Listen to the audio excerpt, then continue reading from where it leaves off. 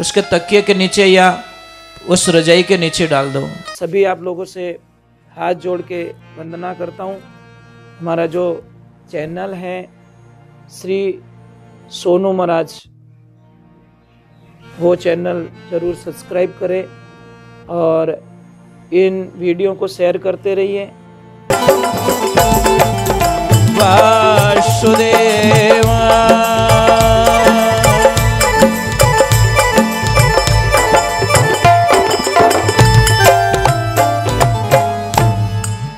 बोले कृष्ण कन्हैया लाल की।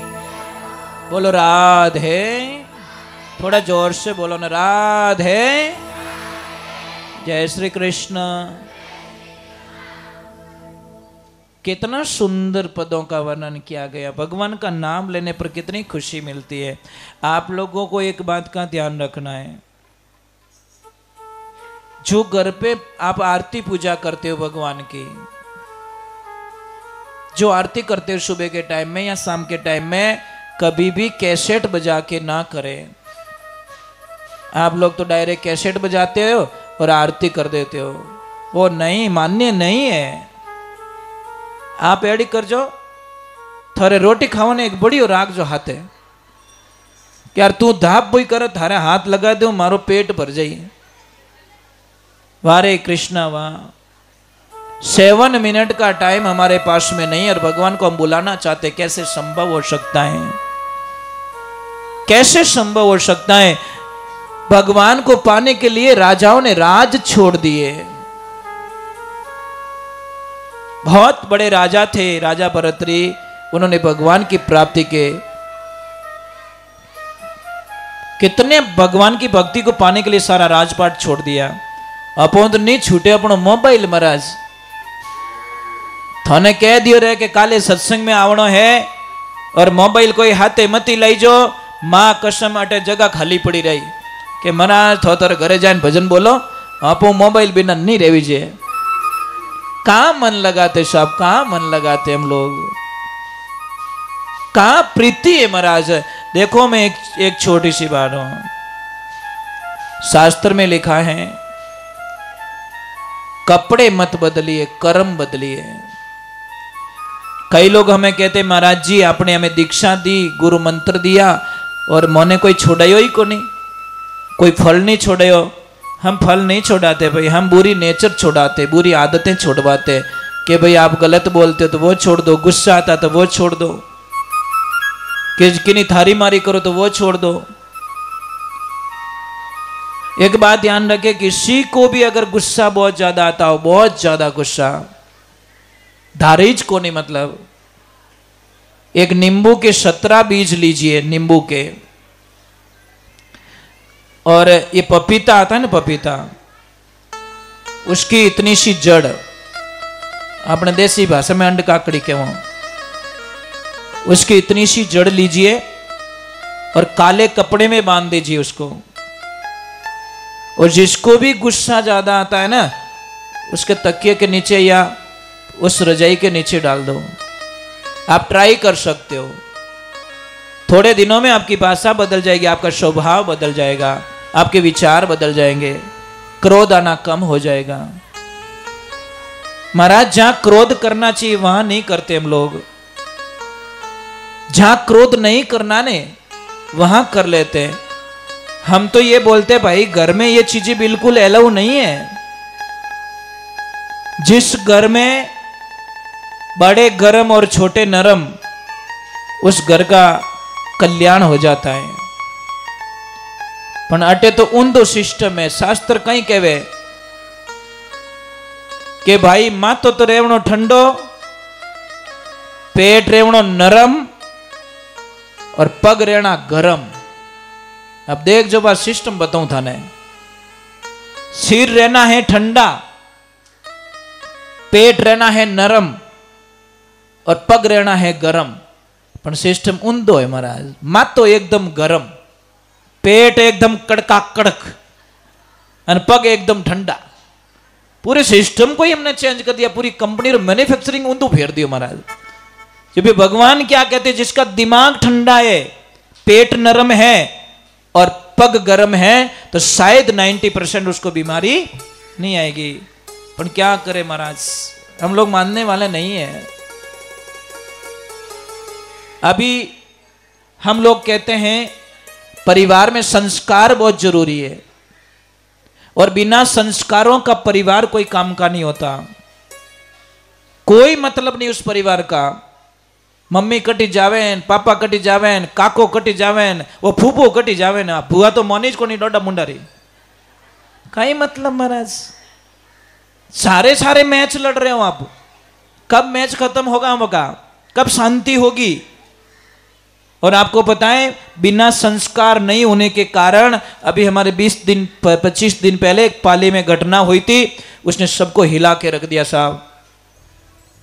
कितनी हो रही राखी विन छोरी ने, कितनी काल जो काटन दे देता माँ बाप, थारे कई चीजें बेटा, तेरे को जो चाहिए हमें बोलिए। पढ़ाई लिखाई उसको अच्छा किया, हर मोड़ पे उसकी हेल्प की, और जैसे ही 18 सालन कोई 2-3 दिनों रही बाकी ने हाथे ब्याह कर लियो। पापा मम्मी घना ही समझाए कि बेटा थारे पगे पड़ो, मत कर, हमारी बेइज्जती हो जाएगी। वो बोली तुम्हारी बेइज्जती से मुझे क्या लेन देना, मेरी लाइफ है, मैं डिसीजन ले सकती हूं, 18 अबव हो चुकी हूं, मुझे कोई लेन देना नहीं आपकी लाइफ से। ए बेटा हमारी गुडविल खराब हो जाएगी। बोले नहीं मुझे कोई। और लास्ट में क्या बोलती है, मैं आप लोगों को नहीं जानती, कौन हो आप लोग, कहां से आए हो, और सबको लिख के दे गया कि इन लोगों से मेरी जान को खतरा है, ये लोग कभी भी मुझे मार सकते हैं।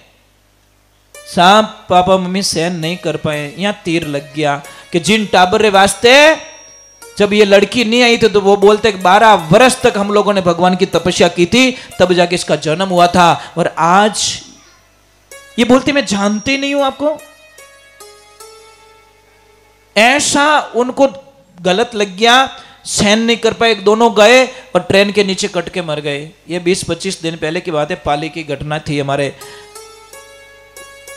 हे बच्चियों, मैं तो आपने एक ही प्रार्थना करूं, मां बाप रे साथे कोई धोखो मत करजो, थने भगवान कदी क्षमा नहीं करेला। आप ट्राई करके देख लो आप। और आप क्या सोचते हो आपसे कोई प्रेम करता है, ये गलत फहमी है। नहीं नहीं नहीं, बस आपकी मजबूरी का फायदा उठाया जा रहा है। अरे इस दुनिया में सबसे ज्यादा जो प्रेम करते हैं ना, वो पेरेंट्स करते हैं औलाद को, और माता पिता जितना प्रेम इस दुनिया में कोई कर नहीं सकता। और उनके प्रेम को देखना ना आपको, उनके प्रेम को देखना ना, आप कॉलेज से 1 घंटा लेट आके देखना, उनकी हालत खराब हो जाएगी। स्विच ऑफ कर देना मोबाइल को और 1 घंटा लेट आके देखना, उनकी रोटी छूट जाएगी, हालत खराब हो जाएगी उनकी। जगह जगह कॉल कर देंगे, जगह जगह ट्राई करने लग जाएंगे, अरे हमारी बेटी रे मोबाइल नहीं लागे, हमारे बच्चा रे मोबाइल नहीं लागे, वो नहीं लागे। कितु प्रेम, कैसे उस पेरेंट्स को हम धोखा दे सकते, कैसे? अरे भाई वे नहीं वेता दुनिया में तो अपकटू आवता, मने तो वही चीज समझाओ। इसलिए पेरेंट्स इज गॉड, माता पिता हमारे भगवान होते हैं। और माता पिता को मत सताओ भाई, कुछ भी हासिल होने वाला नहीं है, इस सारी दुनिया स्वार्थ की है। आप ट्राई कर दो ना किससे प्रेम करके, थोड़ा दिन पछे कहीं जीव भरियो, पछे कहीं थारे जड़ी घणी देखी मैं इन, मतलब मारी कहीं लिस्ट थी 15वीं थी कि 16वीं थी कि 18वीं थी। मत करो अपने, अरे नाम कमाना है ना आपको, पेरेंट्स को बोलो कि पापा मम्मी मैं कुछ ऐसा करके दिखाऊंगी जो समाज के अंदर तुम्हारा नाम रोशन कर दूंगी, ऐसा काम करके दिखाऊंगी, मैं अच्छा पद पाऊंगी। परंतु क्या करे, किसको समझाए महाराज, ट्राई कर करके थक जाते हैं। और बड़ी कृपा मोबाइल देवता की, ये ना खाने देता ना सच बोलने देता, और पेरेंट्स को तकलीफ देने वाला संसार में आज दिन तक सुखी नहीं रह पाया। 4 दिन सुख रहेगा वो कितना। और जितने भी ये कोर्ट मैरिज किया ना, उन्हें हालचाल पूछ लीजिए थे, माइली रह तो रोवे, कोई धनी को नहीं। इन टाइम माँ बाप छूट गया, परिवार छूट गया, काका नाना मामा कोई साथ में आने वाले नहीं है। और अच्छी लड़की मर जाएगी, प्राण त्याग देगी, पण आप खानदान माते कदी दाग नहीं लगने दे महाराज। ये अच्छी लड़की की पहचान है। नेत्र तो थोड़े बदलो ही समझ लो, समझ में आ रही नहीं? वो अगर कुछ गलतियां कर रही है, थोड़ो कहनो सहन नहीं रेवे तो कुछ बदला है साहब। तो इसीलिए हम बोल रहे हैं अच्छे कपड़े पहनने से क्या मिलेगा हम लोगों को? घर में तो सिस्टम ही बराबर नहीं है। बढ़िया कपड़ा पहनो, बारह मुंडो बता दो, सेल्फी ले लो, सेल्फी ले भोंको मुंडो राख रखे। क्या सेल्फी? वो सेल्फी मन रे उपरांत लियोड़ी है, ओरिजिनल सेल्फी नहीं है। अंदर से नहीं हंस रहे हो। माटाणी अपने मारवाड़ी में कहवत है ना, थप्पड़ ठोकन मुंडो रातो राखणो। नहीं हंसो तो दुनिया कहीं कही।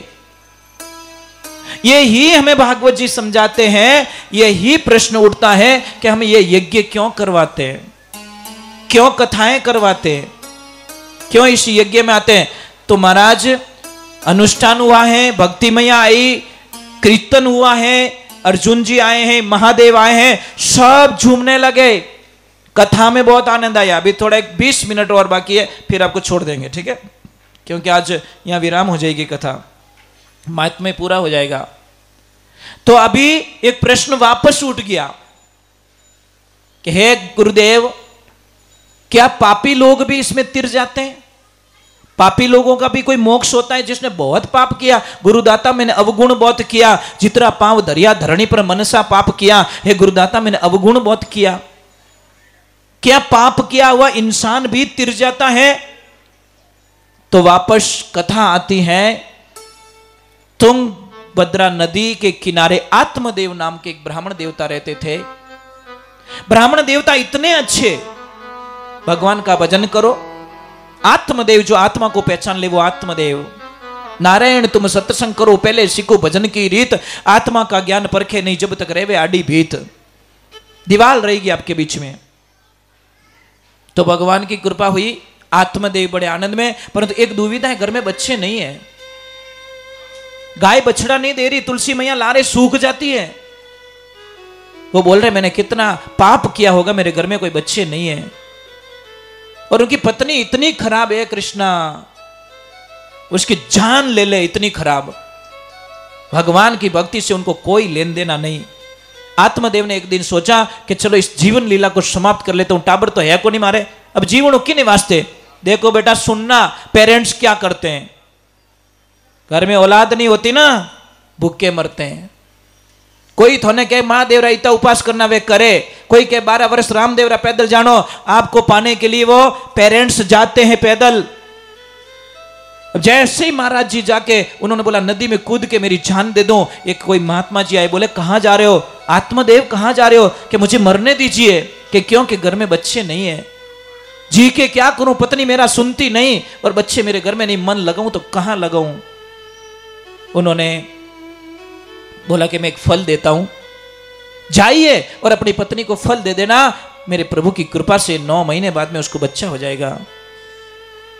संत थे, संत के शब्दों का विश्वास किया कि चलो मैं ले जाता हूं, और ले जाके अपनी पत्नी को सुपुर्द कर दिया कि हे लक्ष्मी ये फल खा लो। मैंने बोला ना कुबुद्धि कुबुद्धि होती है। बंडूड़ो वे के बंडूड़ो, बंडूड़ा समझो, हुईड़ा हुईड़ा कहीं के भी नहीं, गडूरियो कहीं के जो भी कहो जको गडूरा। इन गडूरा ने कितो ही बढ़िया इन्होंने करो, गंगा नदी कादो देख तो इन बटो मेकअप करी, कीचड़ सरकार जिंदाबाद, उसको कोई लेन देना। घणो गंगा में स्नान करियो पण कादा में वो बेटो एकदम बढ़िया चकाचक हो गया, या जाने देसी घी में चूरमू करियो वेजू। क्या करे, उसको तो वो कीचड़ अच्छा लगता है, अच्छी बातें अच्छी, गंगा स्नान अच्छा नहीं लगता। अब महाराज उसको ले जाकर वो फल दिया, वो बोली इससे क्या होगा कि तू खाएगी, तू गर्भवती होगी और तेरे बच्चा होगा और हमारी मनोकामना पूर्ण होगी, और मैं अनुष्ठान के लिए जा रहा हूं।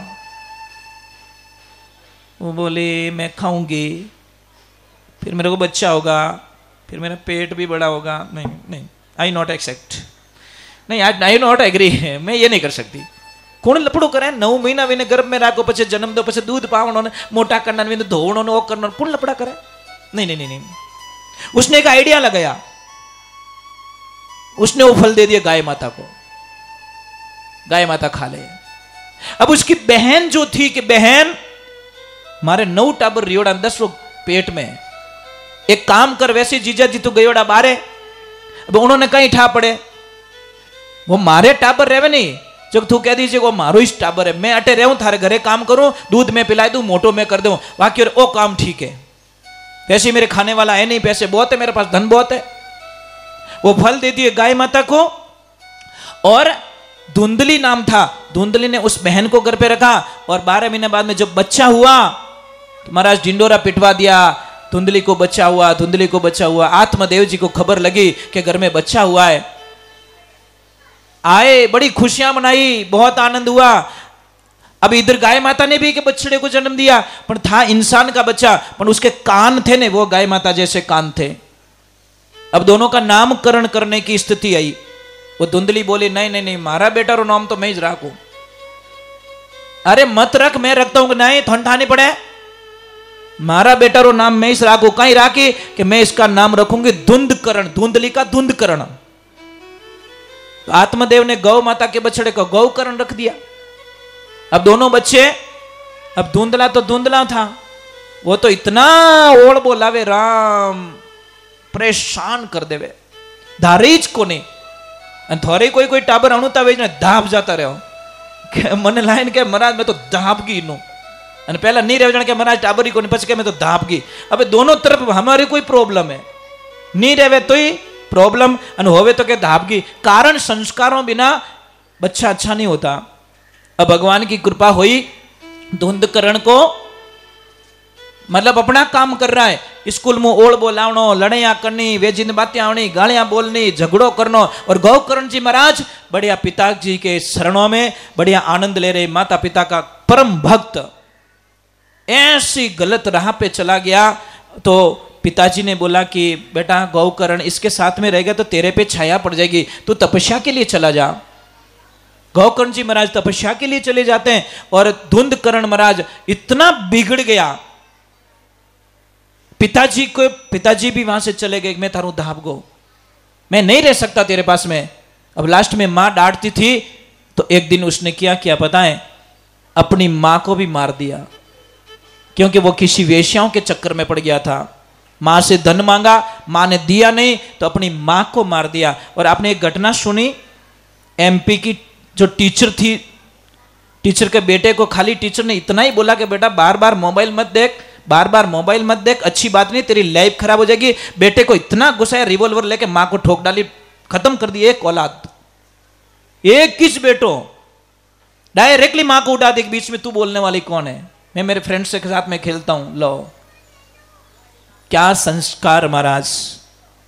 अब डायरेक्टली भगवान की कृपा हुई, गौकर्ण जी महाराज चले गए, मां को उसने मार दिया। अब वेश्याओं ने उसका सारा धन हड़प लिया।